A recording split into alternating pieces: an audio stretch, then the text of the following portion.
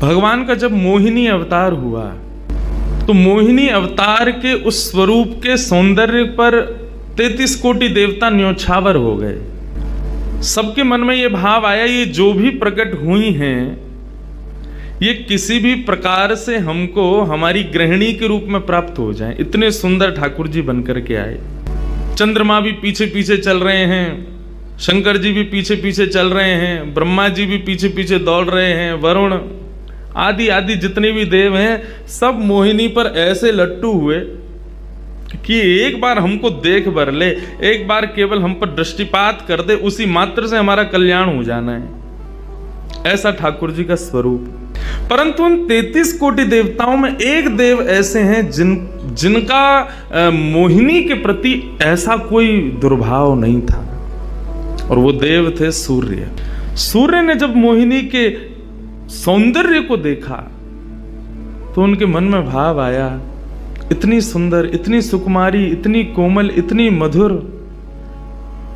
सबको तो लगे हमारी पत्नी बने, लेकिन सूर्य को लगे मेरी बेटी बन जाए, मुझे पुत्री रूप में प्राप्त हो जाए। जब सूर्य के हृदय में ये भावना उत्पन्न हुई तो मोहिनी ने कटाक्ष नेत्रों से सूर्य की ओर देखा, बाकी किसी को देख ही नहीं रही है, और देख करके केवल ठाकुर जी ने उनको इशारा किया, बोले तो आपकी ऐसी इच्छा है? सूर्य बोले जी भगवान, मेरी बहुत अभिलाषा है कि आप पुत्री रूप में मेरे यहां पधारो। ठाकुर जी बोले इतना साधारण नहीं है हमको प्राप्त करना, पुत्र रूप में प्राप्त करना फिर भी साधारण होगा, लेकिन पुत्री भाव में ये तो असाधारण है, इसके लिए आपको तप करना पड़ेगा। सूर्य बोले मैं आज से ही तप करूंगा, लेकिन आप वचन दो मेरे यहां पधारोगे और इसी रूप में पधारोगे।